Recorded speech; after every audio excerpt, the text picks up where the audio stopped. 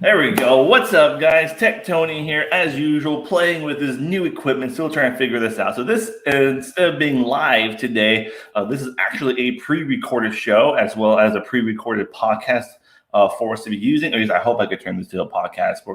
I'm gonna find out what I can and can't do with this program. But as you see, this is my first guest with this new technology that I'm using. This is Greg, and Greg's not only just a guest. He's also one of my clients I've got a chance to consult with, help during this tax season. He's a CPA, hence why it's a tax season, and continuing on throughout the year with his company. But today's podcast will be pretty cool because he's primarily going to be talking to me, and I have a few questions for Greg too because he's doing some stuff for his practice. Is it CPA called practice? It is absolutely. Okay, for his practice, and back and forth having a good conversation. But Greg, I want you to introduce yourself, tell people about you, and where you at, where they can find you. Sure, yeah, no problem. Well, about me, I'm just your average CPA. I do tax and accounting work for everybody, and people can find us online thanks to you. Right? Yeah, you're welcome. That's right, huh? People can find you online. Sure. Um, Many places, many places. what's your website? Let everyone know in case someone in the Jacksonville area is listening to this. Absolutely, Tax Pro FF like fastfurious.com. Nice. And if I'm correct, it's a husband wife deal, correct? In your firm It practice. is. Yep, we are. Right, there she is. She just walked by the way. She's busy. Good stuff. Well, I'm glad you're busy. You're probably glad that this tax season is pretty much over. You have a little bit of time. Yeah, I was towards the end. I was it's like just such an experience every year. You think that you get used to it after years of doing something like that, but it actually, I think it gets harder with every year as I get older.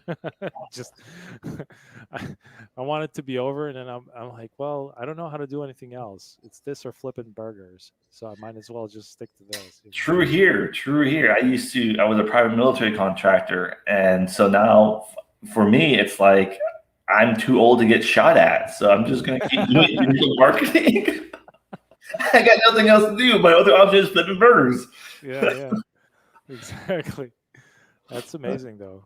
Yeah. It is. It's a fun little thing I can fill in people on later on. But Greg has some questions for me. He has a little chit chat about some digital marketing, which I am excited. I have no idea what the questions are. I just know he has them. So we'll see what curveballs he has. Greg, take the show from here, man. It's all you. Yeah, man. Well, thanks so much for taking the time to have me on your show, and I appreciate it. And I do feel like every time we chat, we always have great banter. Everything flows really nicely. So I wanted to just take this opportunity to basically speak to you and be able to get this information out to our viewers to basically inform people as to what they should be doing, when they're getting into business. And as a CPA, and obviously we're working for small businesses. We work with all sorts of small businesses from various walks of life, from different industry, and it's very common for us to look at their how they're operating and what they're doing, and many a time we'll just see like a blank space where the advertisement expense goes, or it's a very small amount of spending going on. Maybe they tried it out, they threw in like a couple $100 into Facebook and nothing came out of it, and they quickly withdrew and kind of just like took off running into the into the dark, and just got very scared of that whole thing. So It's true. part of what we do is actually we try to help people succeed and grow their business and be able to flourish and profit so that they can pay their taxes. Now, so obviously that's something that's very complicated to do because, you're a Google specialist, right? You basically have in-depth knowledge, and you're certified with Google. You've probably been working Yes. for many years in Google, in the Google sphere, correct? I've been doing this for about more than 5 years, actually, now that I think about it. Well, that's awesome, man. And when I ran across your website, that's one of the first things that stuck out. You are kind of like a big deal, and it shows. You're definitely, and I think that's what's listed on your site. It says that I'm kind of a big deal, and I love that. I thought that was like some really great marketing. And so, anyway, we know that you know your stuff, Tony. We know that you're out there helping people grow their business. Now, what I'd like for you to tell our listeners is what would you say is the number one biggest mistake that you see people do when they get into business and they've come to you, they've tried, like me, right? Like I've tried all these different things, I've tried different platforms and have worked with people, and nothing really kind of did much for me. Mhm. So what would you say is like the number one biggest mistake that you see people make when they're starting out with their advertising campaigns? For small businesses, or any business on that anyone that goes into business, the number one mistake I always see, and the first thing that I normally look at is their Google My Business profile, aka Google Maps. Does the company show up when you Google their name? Because you'd be surprised how many people don't show up for their business name.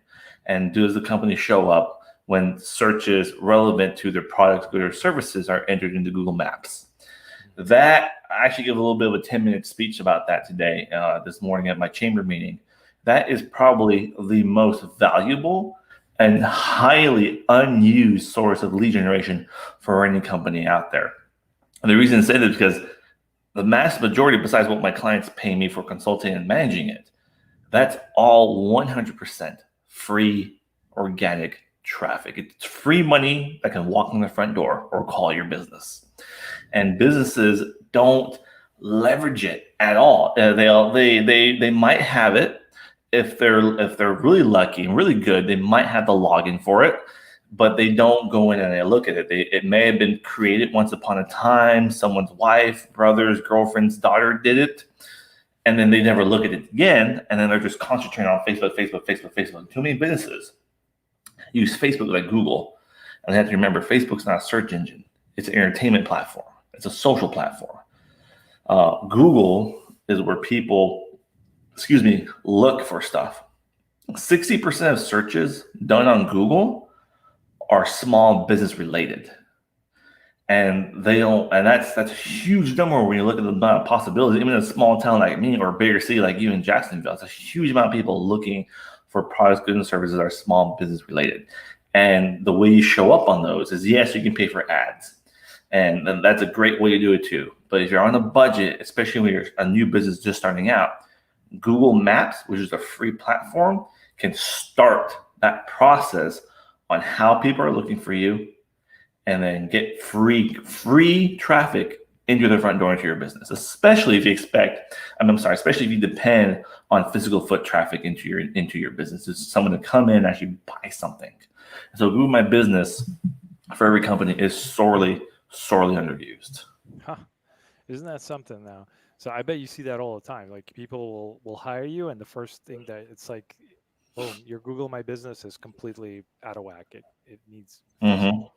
I just had a company today that I was working with, that they hired me on today, and I looked at their GMB, and they had one, but it was unverified. So Google will try to make one for you, and they're pretty good at it. They'll get most of the information right, but Google's like, how I explain it, Google's like a 7-year-old kid with a hammer. They know what the hammer is for, and they'll use the hammer properly. But every once in a while, you got to keep your eye on them, and they're going to take it to a wall if you don't. And I'm like, oh, nope, nah. This way. I'm a CPA, Google. I'm not a flower shop. Stop ranking me for flower shops. Come back here, hit the hammer on the head.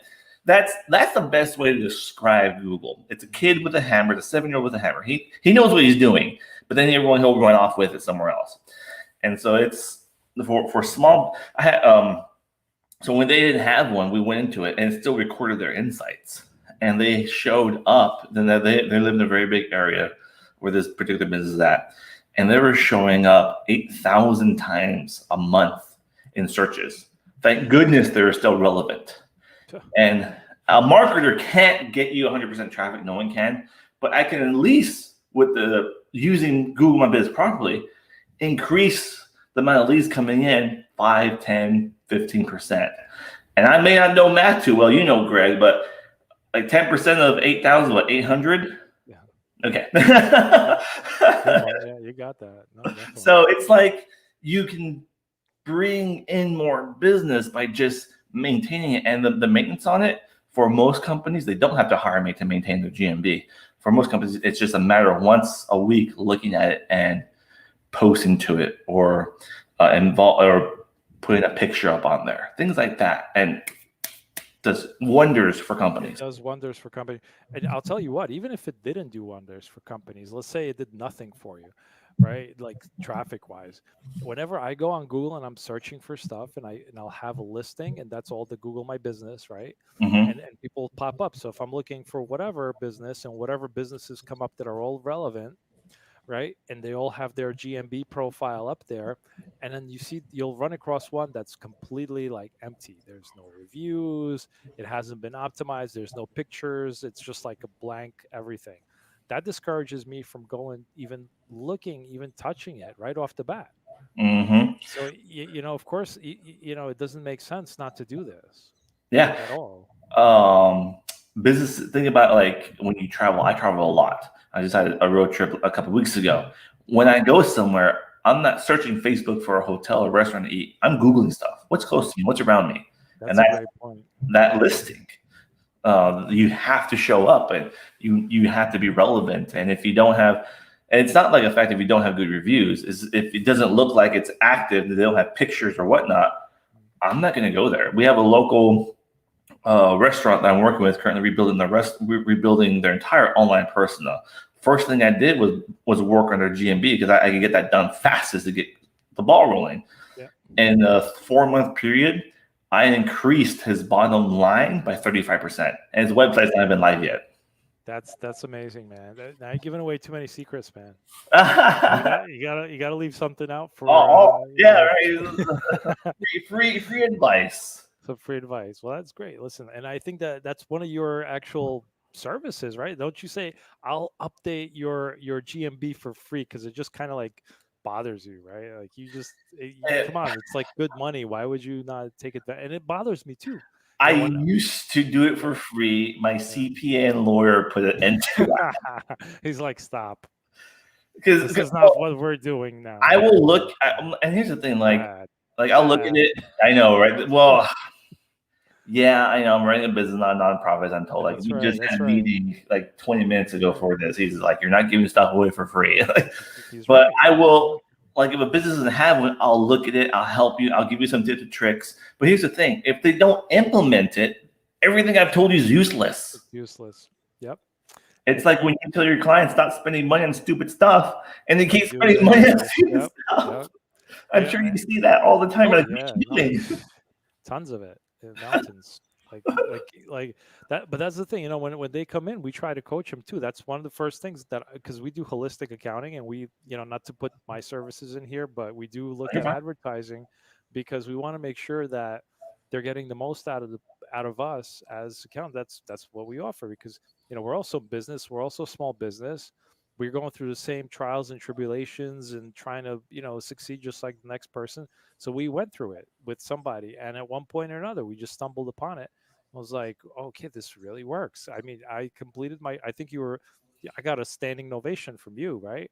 When Mhm. you saw my Google My Business, when we started working together, I think you were floored because I was probably one of the very few businesses that you saw that I mean, if there was any little button that could be done, I had it done, and Yeah, I spent like 2 weeks optimizing it. It's not hard. It's like, if I can do it, anybody can do it. It's just that's that right. straightforward. But yeah, so like I try to point to people, and I'll point it out. I'm like, your Google My Business is not optimized. Go get a blueprint. Go do something. Go hire someone. Get it done. Don't just sit there and let it rot away because you're losing traffic. And then you come around complaining you're not making enough money. And I'm for hire, but for it to help small business out, I have a complete YouTube series on the Google My Business that you can just follow along and do it yourself. Right. That type of situation. So not because that's how important that list is. Just so sorely underused that I've gotten businesses that their competition is Walmart, Sam's Club, all the big boys, and I've gotten them to rank with them with not even a close to the budget. It's just being smart on the tactics and using and implementing it. Another thing that businesses don't do is the longevity of Google, the longevity of marketing and content creation, which what you're doing, you're making YouTube videos. Yeah. Just because you're using GMB and just because you're making content doesn't mean people are coming breaking down your door. That's not how Google works. Google works on trust. And part of that trust is content creation, showing people, hey, I am the specialist in my area. Here are my, like I pitched in my YouTube videos, my channel, things like that. Google sees that. And when it sees that's like, oh, Greg's talking a lot about taxes. They're talking about this, they're talking about that. I'm going to start ranking them for them because people watch his stuff. They go to his website. Google sees people are calling you, and now it's going to start producing those leads for you. None of that happens overnight. Very rarely does that ever happen, where someone goes viral. But businesses, a lot of my clients, I have a client here who was making content on Instagram, TikTok, Twitter, Facebook, YouTube for like solid 4 months, and he was good, and business was great, and then he stopped, and then business tanked. And he was like, Tony, I'm not getting leads. I'm going to have to fire you, blah, blah, blah. I'm like, when was the last time you made a video? Yeah. And he's like, oh, it's been about 3 months. Huh.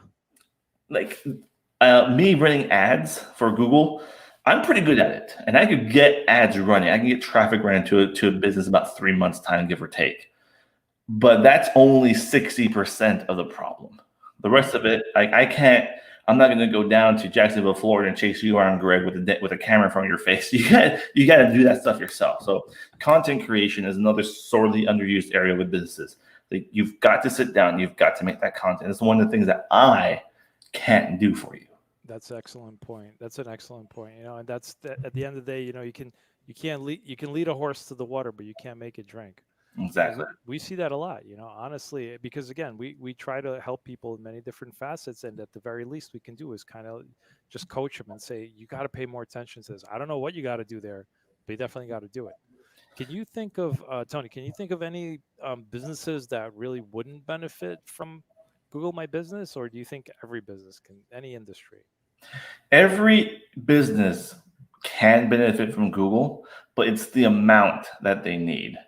For example, one of my clients I consult with is a office suite building. They have a building that's offices, virtual offices, and shared workspaces. Google is not going to be the best platform they're going to go to first, because it's going to take a very long time to teach Google that they have nothing to do with real estate. They're simply office rentals and virtual offices.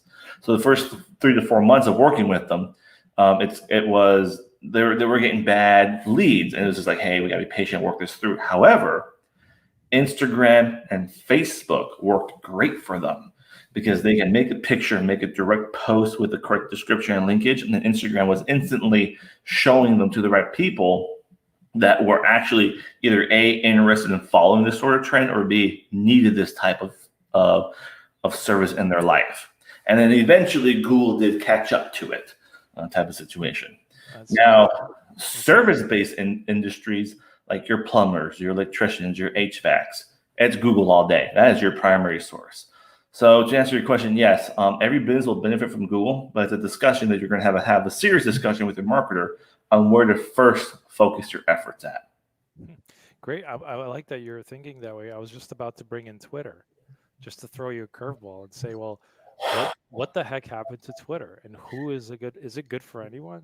Twitter is actually the last platform that I'm now migrating myself over to. Really? And I'm working with a guy that works on Twitter, and he'll eventually be on my podcast. When I read his stuff, Twitter's a very aggressive game in the sense that if you're going to be in Twitter, you need to be ready to start tweeting 11 times an hour. Really? Yes. Like, he's like, if you're going to enter Twitter, I was reading one of his blogs about it because I'm learning about Twitter marketing right now. I'm in Twitter at High Tech Tony, HITECTONY.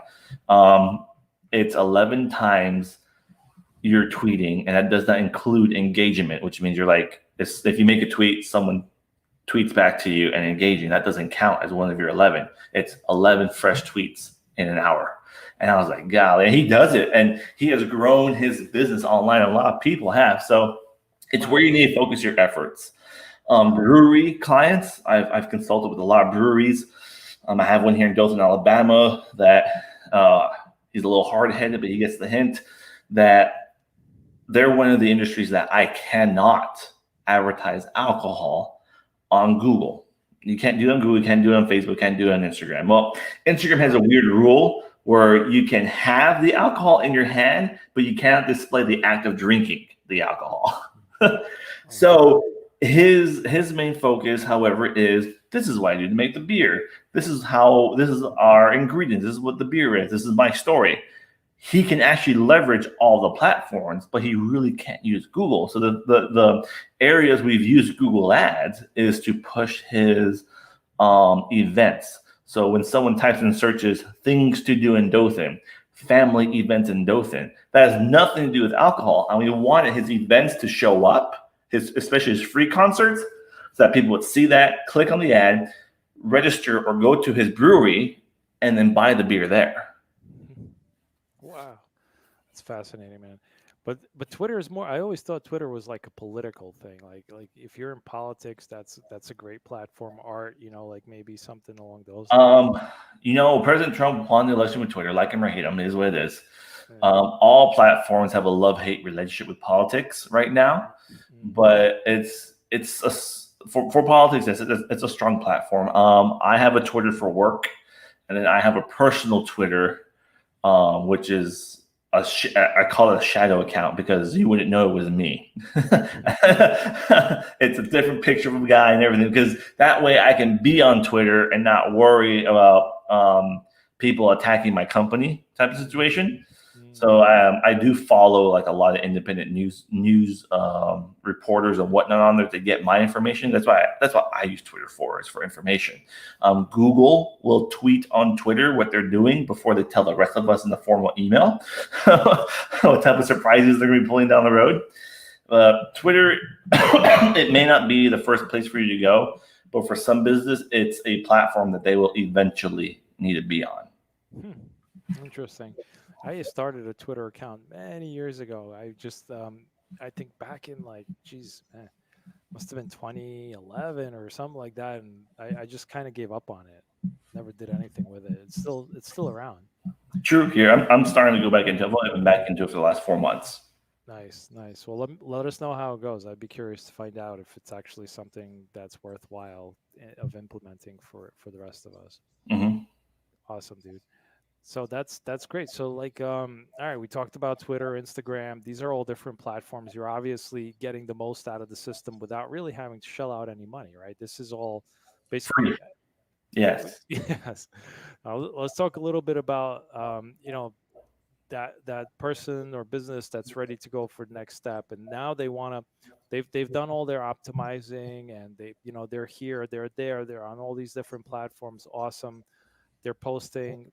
What would be the next best step in terms of paid advertisement for them to go for? And that could be so many avenues, right? That could be Yelp. That could be if you can place your money. Stay away from Yelp. Stay away from Yelp. Unless you're on the West Coast, like in California or Los Angeles, don't use Yelp. Yelp is the demon of everything. Yes, really? They are a horrible company. Now, when it comes to SEO building, you will have to have a Yelp listing. But man, once they find out about your business, they have call farms and they are terrible. But unless you're in California or Los Angeles area, that's where Yelp thrives.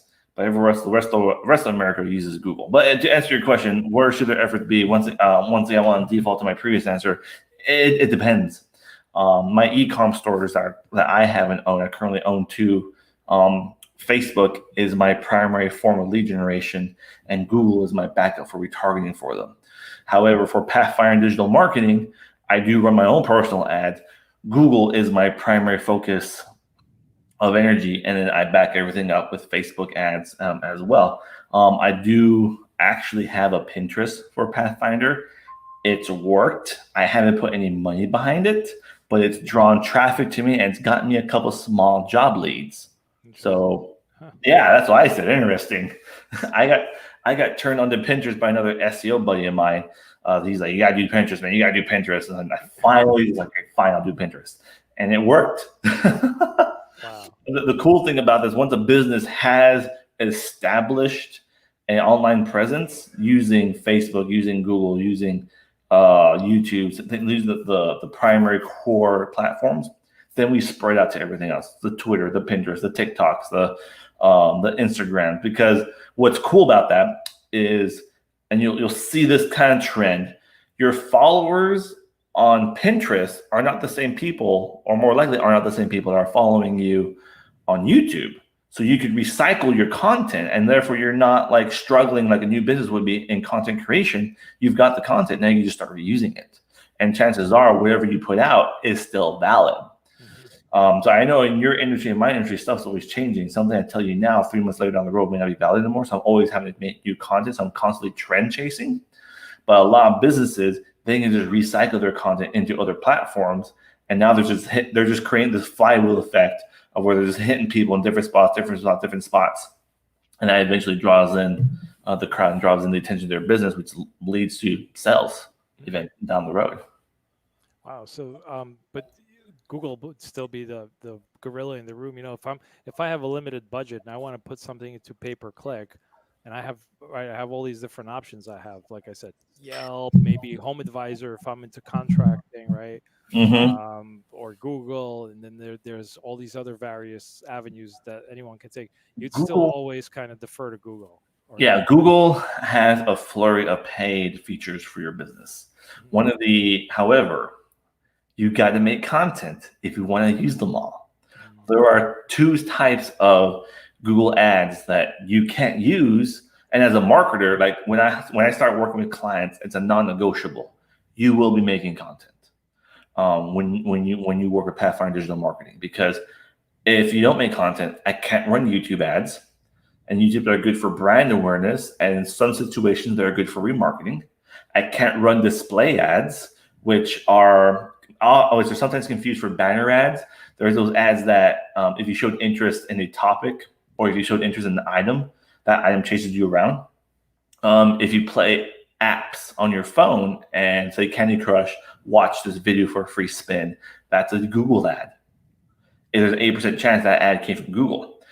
So if you're not making content, you can't use that. And then if you're not making content, if you're a local business that 100% requires people to come into your facility and buy something from you, like an ice cream shop, there's local call to action ads, which require a video.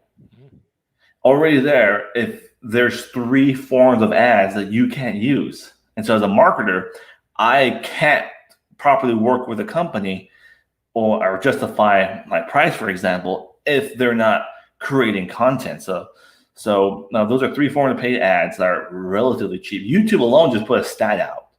I can't remember it off the top of my head. It's on my Facebook channel, where the amount of people without paid advertising, the amount of people YouTube reaches is more than all the TV network providers combined.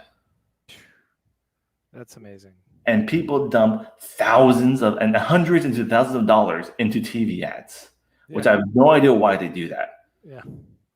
And when you could just make a YouTube channel and make content, like Greg, you're almost close to that, over 100,000 views.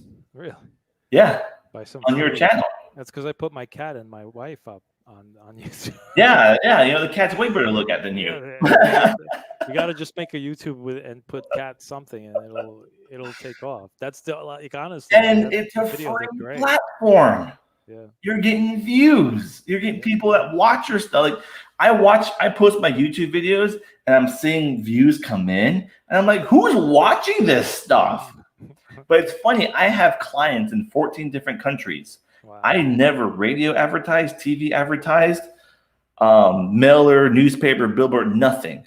I've only built my content. And every time I ask people, especially that are out of the United States, I ask them, how did you hear about me? They go, I found you on YouTube. I watched your videos and now I want to hire you. Interesting. Wow. And I spent 0 money on those ads. They just found my channel. Not a YouTube ad. They just found my channel. And so, once they're omni marketing is what we call it. There are multiple platforms. Yeah, the digital ads, what Google has to offer these businesses is amazing. But if they're not making content, I can't use it for everything that they need. Right. That'll be doing them a disservice. If yeah. You take somebody on and they're not, they have a role to fill as well. Just like you have responsibilities, your client has responsibilities too for everything to work. Otherwise, they're kind of expecting you to perform at a certain level and you can't do it without them. I have 2 clients that at this point, they at the beginning stage, they hired an intern to come in and help the businesses with content creation solely. That was the girls' job. I had trained them. Find ideas, find topics, make the videos, edit the videos, start posting to the necessary platforms. It's gotten to the point, and this is the way it's supposed to happen.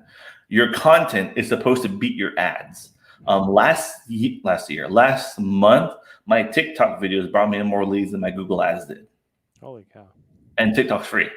Right. And so these two of my clients that are actually solely leveraging this, I'm still running ads for them, that are leveraging this. They've hired both girls full time, and this girl's job is to come into work, log in the computer, open up every social media platform that they're on, engage with clients, and make content. And that's what brings in the money. That brings me to a great question for you. Go for it. Who should make the content? Should the business owner make the content, or hire an intern? Like, who would get better results? Well, right now, like you and me, since we're small businesses, it's going to be us. It's going to be you. It's going to be me. It's going to be your wife. If the business can, an intern, college, high school intern, that you'd be like, hey, just find my trends. And I've trained these interns to do like this is what you're going to use. Like answerthepublic.com is a great search engine to find trends in your industry. It'll collect information on what people are asking about your business. So if you're a CPA, all the latest CPA questions, and then they can make blogs, they can make videos, they can make content on that. So yeah, hire, if it can, it should be people that work within the business, because it gives you that. If I see a YouTube video of a business and then I see that person in real life, it makes me feel more comfortable that, okay, I know this person. And it gives you something to talk about. It makes me feel better about walking into that business. So the interns are fine. If we can, a business owner or somebody in the office. And don't be afraid to, when you're making this content, to be loose in it. What I mean by that is, do you want professionally videoed stuff? Yes. Not all of it has to be like that. You just got to whip out your phone and make a video. And statistics show that videos that are unedited are more likely to convert versus a video that's scripted. Of course, I can imagine, because then people have a connection with that. Exactly. With that video, it's a very different world. Like this video, completely unscripted. We're just going by the seat of our pants, aren't we? We are. Yeah. That's cool, man. That's really cool. Well, I'm glad that you're out there doing all this stuff, because somebody has to do something like this. And I know that it's a big, confusing world. And somebody like you helps us navigate it when it comes to marketing. And that's where I felt lost. I really did. And I just tried to put it all together. And some things worked right away for me, and some things just won't work. I need professional help. Normally, when I talk to business, I'm like, oh, we tried Google Ads and it didn't work for us. One of two things that happened. Either A, they did it in-house and it did fail. You could watch YouTube videos about being a plumber and think you do your own plumbing. Or they had a bad experience with another agency. And especially my clients that had a bad experience with another agency, like when I'm currently taking over, I'm like, hey, I know you got a bad taste in your mouth, but please do not put that judgment of this agency on me. Give me a fair chance to earn your business type of situation. Because just like in your industry, I'm sure, Greg, there are pretty crappy CPAs.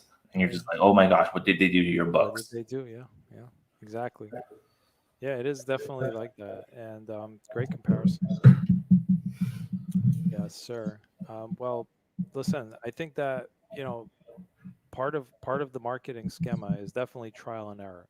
Mm-hmm. So for those that have tried it and have definitely, dabbled, like you said, and made a mess, or went to a marketer that made a mess for them and just didn't get them the results, what would you say is like a good budget, something that would typically work for somebody once it's under professional supervision like yourself? And I know that's a loaded question, because that could be, greatly varied for industry, for region, for everything, right?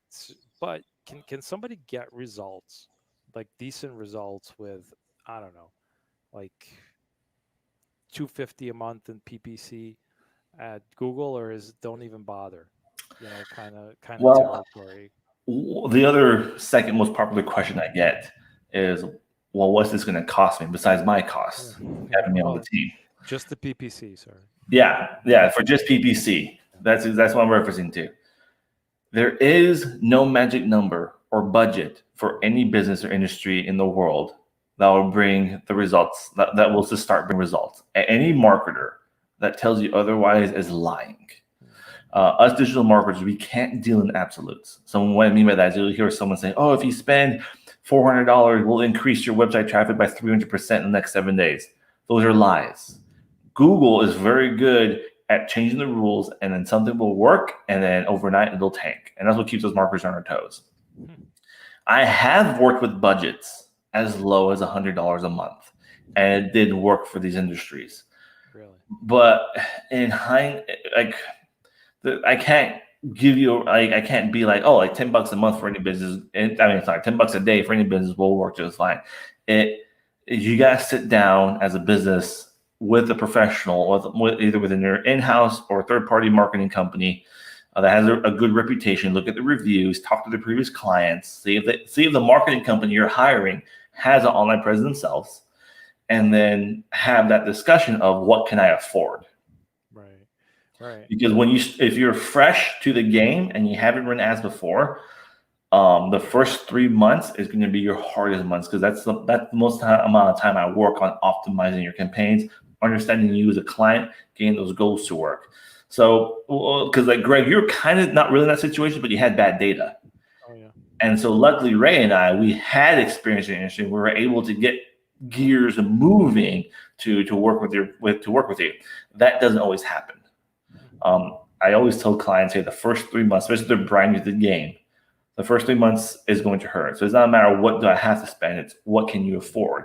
Because once we get it running, normally we want to increase it a little bit by a little bit, and then there's going to be a nice little level of, now I'm up here spending $1,000 per month, and I'm getting a 2-to-1 ratio on my money or whatever it may be for this particular industry. So there is no magic number for any business, and any marketer that tells you otherwise is straight up lying. Gotcha. Good stuff to look out for, because I've definitely spoken to marketers in my search for marketers that basically flat ball price and say $500, you're good to go. That's all we need per month. But wait a minute, you haven't even heard what I do, or anything about me, and you're already giving me a price. Yep, exactly. And I think just it takes, like somebody's desperation to jump on something like that, because they might, in their mind, they might have thought, wow, I was ready to pay $750. But in the end, they're going to actually lose $500 trying to save, because they didn't sit down with the right person that takes time to figure out all these intricacies about them to position them to succeed with the PPC.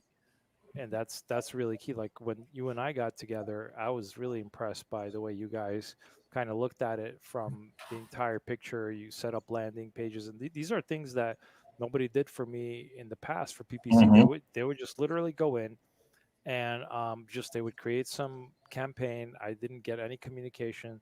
I just dumped money at it, and in the end, it like literally brought in zero traffic.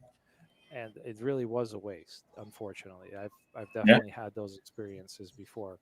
Because you and I had the conversation. I told us like, hey man, it's going to take a minimum of 10 days for me to get anything up and running. But because of the emergency of your situation, I think we had things up in 4 days. You guys were pretty quick, and you're constantly on the That ball. So like, normally doesn't happen, but in your situation, it was an emergency. Yeah. No, that's why I like you guys, and I think that you're doing a great job, and you're always on top of it. So because ads evolve, you have to change with the times. So you're always in there. For those that don't know, that don't work with you, they should know that. Um, Tech Tony's always in there optimizing the ads, because Google goes through motions. Google is constantly looking for some sort of algorithm, or I don't know, in the matrix of the world, what it's doing, but you have to evolve Changing. with it, right? Yes. You have to change with it. So once a month is it, or something like that, I get updates, and then you run after me to make sure that I check out your work, because you want me to also be involved, no matter what I'm doing. So you're keeping me accountable. Yes. Yeah, we don't rarely ever will do something without the approval, or at least the knowledge of the client, because nobody wants surprises. Right. Good stuff, man. All right. Well, that's great. Listen, we've spent 40 minutes. I hope that this broadcast is going to help people from both sides of the table for my clients, because I'm definitely going to circulate this over. I'd like for people to know out there that there's a great team. Pathfinder is the name, Pathfinder. Digital marketing, Uh, yes. Digital Marketing LLC. That's Tech Tony's business. He runs it very smoothly. Very happy with everything that he's done so far, and the phone's ringing. So definitely doing something right.